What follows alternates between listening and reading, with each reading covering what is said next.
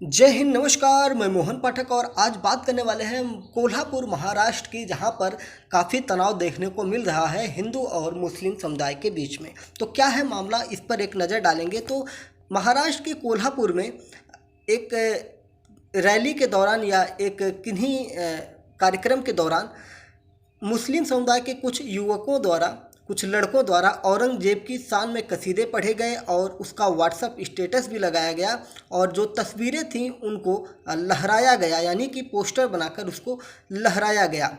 तो इससे क्या है कि वहाँ के हिंदूवादी संगठनों ने औरंगजेब और टीपू सुल्तान के पोस्टर लहराने पर कड़ा ऐतराज़ जताया और कार्यकर्ताओं और पुलिस के बीच में आज झड़प हो गई और उसी के बीच लाठीचार्ज हुई।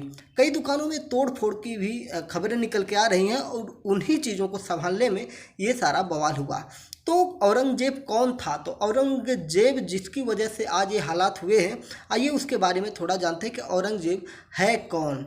तो औरंगजेब के अगर हम पूरे नाम की बात करेंगे तो उसका नाम था अब्दुल मुजफ्फर मुहिउद्दीन मोहम्मद औरंगजेब आलमगीर। तो ये इसका पूरा नाम था। इसके जन्म की बात करेंगे तो 14 अक्टूबर 1618 ईस्वी में इसका जन्म हुआ था।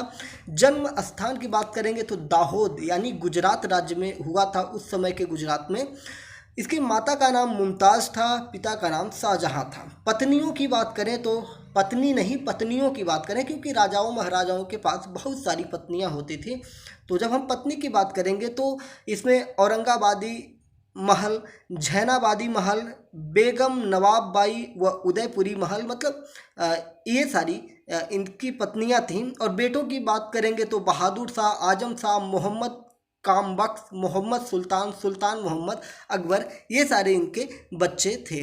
तो आइए बात करते हैं कि औरंगजेब के और चीज़ों के बारे में बात करें। तो 90 साल की उम्र में औरंगजेब ने 3 मार्च 1707 में अपने प्राण त्याग दिए थे, जो दौलताबाद में औरंगजेब को दफनाया गया। 50 साल के शासनकाल के दौरान औरंगजेब इतना विद्रोही इकट्ठा कर लिया था अपने खिलाफ, क्योंकि इसने अपने शासनकाल में बहुत ही अत्याचार किए थे, जिनमें हिंदुओं के ऊपर सबसे ज़्यादा अत्याचार इसके द्वारा किए गए थे।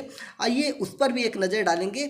और जब ये मरता है ना 1707 में, तो पूरा का पूरा मुग़ल साम्राज्य एक तरह से गिर जाता है, यानी कि उस समय समाप्त हो जाता है। बताया जाता है कि उसके पूर्वज बाबर ने मुग़ल साम्राज्य की स्थापना की थी और उसी साम्राज्य को औरंगजेब ने अपने अत्याचारों से नष्ट कर दिया। औरंगजेब ने जो दिल्ली में लाल किले में मोती मस्जिद थी, उसको इसने बनवाया था। तो ये सारी चीज़ें औरंगजेब के बारे में था। इसके शासन की अगर हम बात करेंगे तो ये भारत देश को मुस्लिम राष्ट्र बनाना चाहता था, यानी कि मुस्लिम इस्लामिक राष्ट्र इसको बनाना चाहता था। और उसने हिंदुओं पर बहुत सारे जुल्म किए, जिनमें हिंदू त्योहारों पर पाबंदी लगाना, हिंदुओं पर कर लगाना, कर यानी टैक्स लगाना, जैसे जजिया कर टैक्स भी इसी ने लगाया था। मतलब औरंगजेब जो था गैर मुस्लिम समुदाय के लोगों पर अतिरिक्त कर लगाता था। कश्मीर के लोगों को मुस्लिम धर्म अपनाने के लिए जोर डालता था, दबाव बनाता था, धर्मांतरण करवाना चाहता था। और इसने इतना ही नहीं, जब सिख धर्म गुरु जो थे, सिख गुरु तेग बहादुर थे, इन्होंने कश्मीरियों का साथ दिया और कश्मीरियों के साथ खड़े होकर उनका सहयोग किया। तो इसने क्या किया, औरंगजेब ने गुरु तेग बहादुर को फांसी दे दी थी। औरंगजेब ने बहुत से मंदिर तोड़े थे, अनगिनत मंदिरों को तोड़ा था और कई जगह मंदिर तोड़ तोड़ कर उस पर मस्जिद बनवा दिया था। और वही चीज़ें आप देखते हैं कि लगातार जब भी कोई मंदिर मस्जिद का विवाद उठता है, तो उसमें जब भी मंदिरों या मस्जिदों की जब उसकी जांच होती है, तो उसमें मंदिरों के अवशेष जरूर प्राप्त होते हैं। इसके काल में सती प्रथा को फिर से शुरू कर दिया गया था। औरंगजेब के राज्य में मांस खाना, मदिरा पीना, वेश्यावृत्ति जैसे कार्य लगातार बढ़ते जा रहे थे और हिंदुओं को मुगल साम्राज्य में कोई काम नहीं दिया जाता था। औरंगजेब के बढ़ते अत्याचार को देखते हुए 1660 में मराठाओं ने इसके ऊपर विद्रोह किया था। इसके बाद 1669 में जाटों ने इसके ऊपर विद्रोह किया। 1672 में सतनामियों ने विद्रोह किया।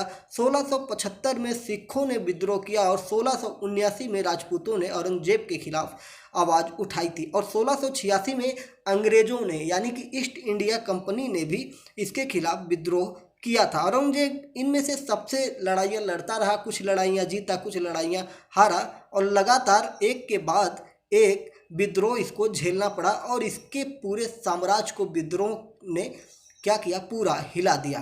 इसकी एकता टूटने लगी और औरंगजेब की जो पूरा साम्राज्य था, इसमें साम्राज्य में अगर हम बात करें इसके काल में, साम्राज्य से कला, नाच, संगीत दूर होने लगा था। चित्रकला इत्यादि चीज़ों पर इसने काफ़ी प्रतिबंध लगाए थे और यहाँ पर किसी की इज्जत नहीं की जाती थी, औरतों का सम्मान नहीं होता था। और इसके साम्राज्य में इस्लाम की रूढ़िवादियाँ पूरी बढ़ती हुई जा रही थी। जो इस्लाम के कट्टरता होती थी, ये बढ़ती जा रही थी। औरंगजेब के पूरे शासनकाल में हमेशा युद्ध, लड़ाई हुआ करते थे और कट्टर मुस्लिम होने की वजह से इसने हिंदू शासकों को अपना दुश्मन बना रखा था। इसने महाराष्ट्र के ही जो शिवाजी थे उनको बंदी बना लिया था और इसके दुश्मनों की सूची में शिवाजी सबसे ऊपर रहते थे, क्योंकि शिवाजी को पकड़ना मुश्किल ही नहीं, नामुमकिन था। फिर भी इसने चाल चल के किसी तरह से शिवाजी को पकड़ लेता है और बाद में शिवाजी उसके कैसे भाग निकलते हैं और फिर इसके साथ युद्ध लड़ते हैं। यही सारी चीज़ें, इसकी कट्टर मुस्लिम होने की वजह से इसने बहुत सारा चीज़ें झेलें। फिर अगर हम इसकी बात करते हैं तो सबसे ज़्यादा इसने सिख धर्म और हिंदू धर्म को टारगेट किया था और इसने ये सारी चीज़ें इसके जीवन परिचय से आप समझ सकते हैं कि किस प्रकार का शासक था। और तो इन्हीं सारे कारणों से हिंदू संगठनों में औरंगजेब, टीपू सुल्तान मतलब मुगल शासकों को लेकर, क्योंकि इन्होंने भारत में ज़्यादातर अत्याचार किए हैं और इन्हीं वजहों से हिंदू धर्मांतरण, जो हिंदुओं को मुस्लिम बना देना, हिंदू मंदिरों को तोड़ना, इन सारी चीज़ों को लेकर कहीं ना कहीं हिंदुओं के अंदर रोष भरा रहता है।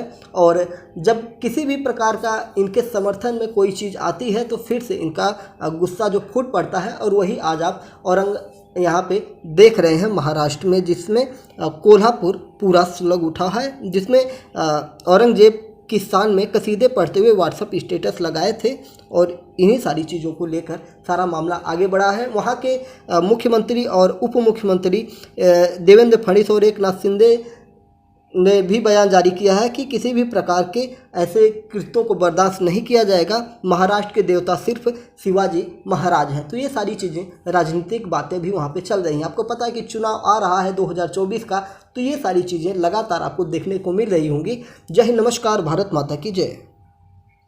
चैनल पर नए हैं तो चैनल को सब्सक्राइब करना बिल्कुल भी ना भूलिएगा।